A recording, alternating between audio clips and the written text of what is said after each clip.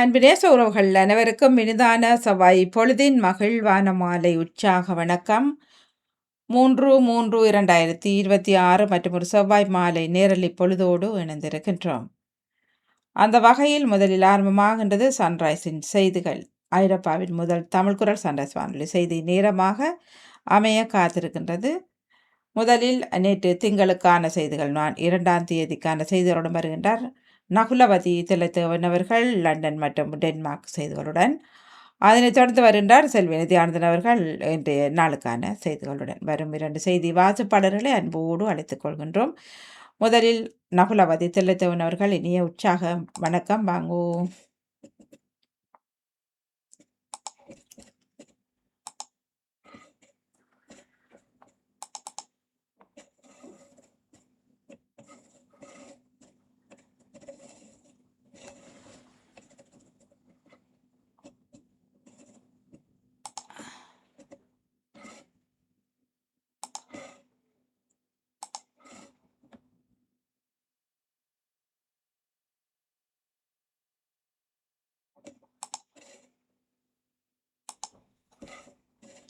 மாலை வணக்கம்.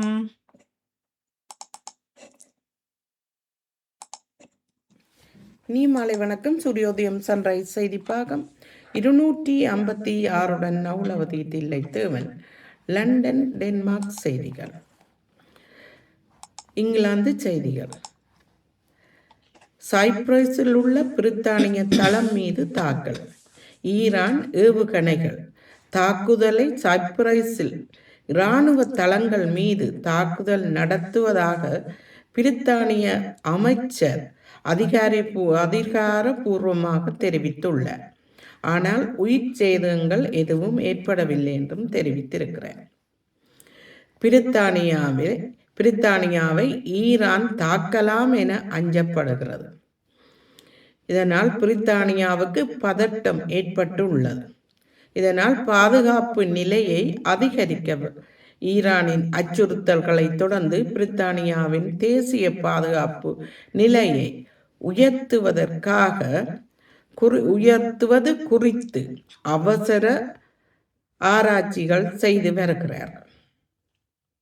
மறைந்த 2ஆம் எலிசபெத் ராணியின் 185 வயதுடைய கிறிஸ்டிங் கவுன், அதாவது குழந்தை சட்டை, முறையாக பொது காட்சிக்கு வைக்கப்பட உள்ளது. கிறிஸ்டிங் கவுன் 62 அரச குழந்தைகள் அணிந்திருந்த பட்டு சட்டையாகும்.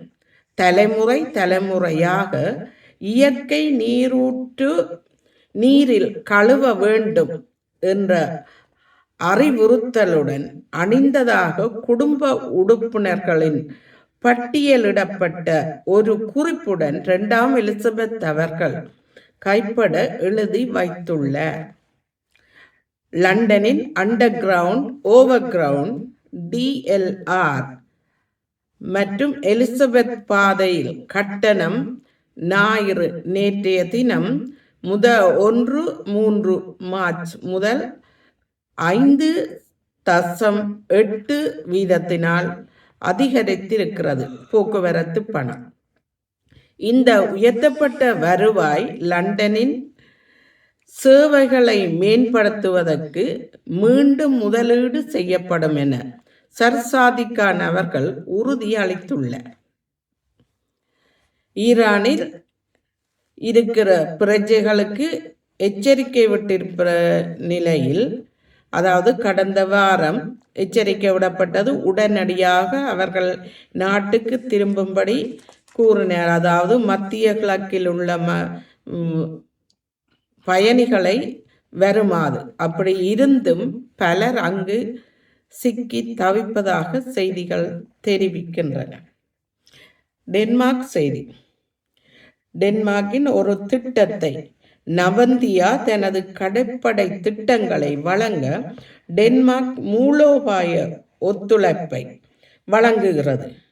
நவந்தியாவின் திட்டம் டெனிஸ் தொழில் துறையுடன் ஒத்துழைப்பு, கப்பல்களின் வாழ்க்கை சுழற்சி முழுவதும் ஆதரவு மற்றும் இஸ்பானிய கடற்கரையின் ஆதரவுடன் பயிற்சி ஆகியவற்றுக்கு உறுதி செய்திருக்கிறது டென்மார்க். டென்மார்க்கின் மேட்டா பெரஸ்டன் அவர்கள் பிரதமர் கிரீன்லாந்து எழுச்சியின் மத்தியிலுமே அவர் இப்போது டென்மார்க்குக்கு இப்போது தேர்தலை அறிவித்திருக்கிறார். அதாவது மேட்டா பெரஸ்டன் அவர்கள் டென்மார்க்கின் 24/3 அன்று மார்ச் மாதம் டென்மார்க்கின் பொது தேர்தலை அறிவித்துள்ளார். விரைவில் வசந்த காலம் வரும், டெனிஷ் மக்கள் விரைவில் வாக்களிக்க செல்வார்கள் என்றும் டென்மார்க் பிரதமர் ஒரு சிறப்பு அறிக்கை நாடாளுமன்றத்தில் கூறியுள்ளார். நன்றி. மீண்டும் ஒரு செய்திகளுடன் மறுவாரம் சந்திக்கும் வரை விடைபெறுபவர் நகுலவதி தில்லைத்தேவன். நன்றி, வணக்கம். இனிய காலை வணக்கம். நகுலவதி தில்லைத்தேவன், லண்டனில் இருந்து. மிக நன்றி, மிக சிறப்போ. அவர் இன்றைய நாளுக்கான மன்னிக்க வேண்டும் திங்கள் பொழுதுக்கான செய்திகளுடன் இணைந்திருந்தார். நகுலவதி தில்லைத்தேவன் அவர்களுக்கு நிறந்த நல் வாழ்த்துக்களை கூறிக்கொள்கின்றோம். மிக்க நன்றி, வணக்கம். தொடர்ந்து இன்றைய நாள் செய்திகளுடன் வருகின்றார் செல்வி நித்யானந்தன் அவர்கள். இனிய வணக்கம், வாருங்கள். உற்சாக வணக்கம். உற்சாகமான இரவு வணக்கம்.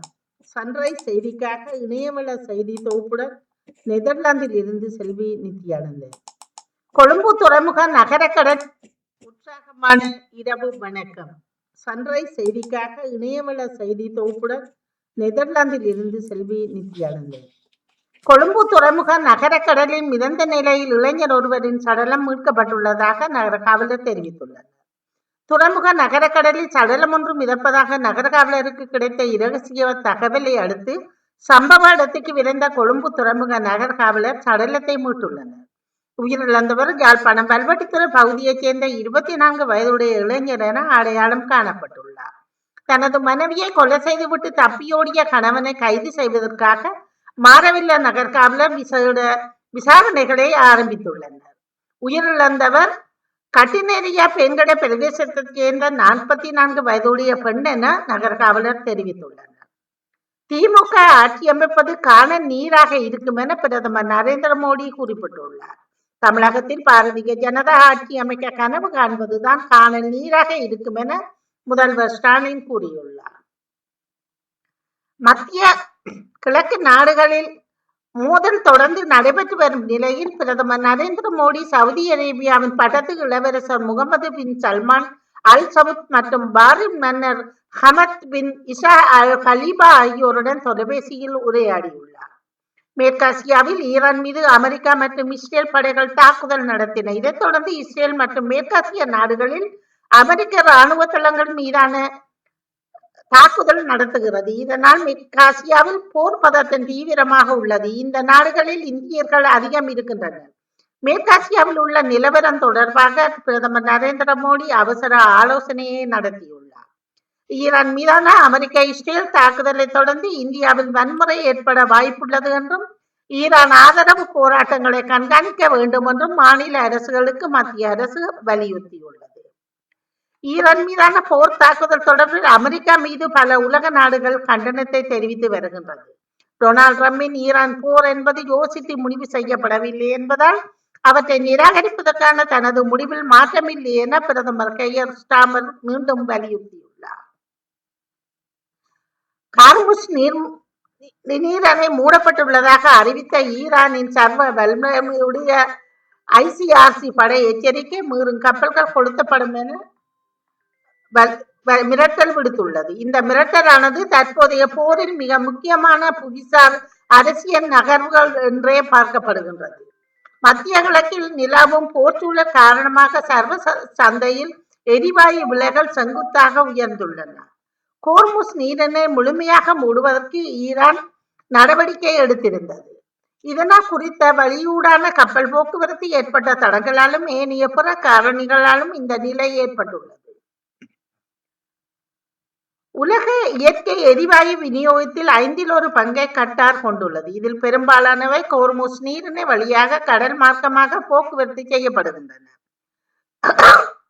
2026 ஆண்டை இயற்கை அனர்த்தத்துடன் வரவேற்றிருந்தமை பிரான்ஸ் அறிந்தது. நில்ஸ் மற்றும் பெத்ரோ என்னும் 2 புயல்கள் இணைந்த 1 மில்லியன் யூரோக்களுக்கு மேல் பிரான்சில் சேதம் ஏற்படுத்தி இருப்பதாக தெரிய வந்துள்ளது.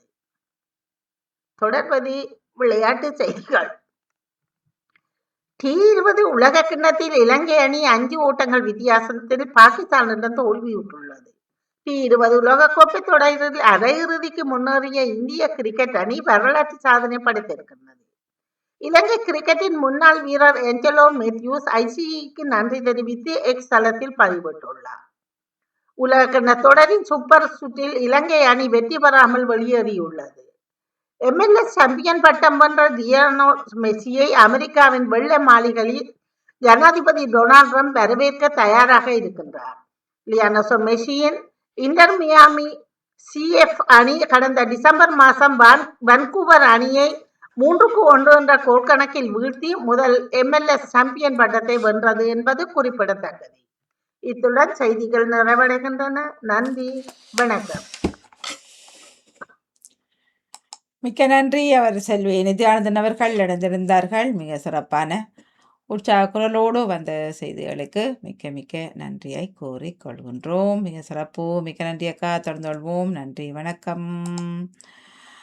நிறைவுக்கு வருகின்றது இன்றைய நாளுக்கான செய்திகள் மற்றும் நேற்று திங்களுக்கான செய்திகள். இணைந்திருந்தவர்கள் நகுலவதி தில்லைத்தேவன் அவர்கள் மற்றும் செல்வி நித்யானந்தன் அவர்கள் இருவருக்கும் நடந்த நாள் வாழ்த்துக்களை கூறியபடியே நிறைவுக்கு வருகின்றது சன்ரைஸின் செய்திகள். மீண்டும் அடுத்த வாரம் மற்றொரு செய்திகளுடன் சந்திப்போம். நன்றி, வணக்கம்.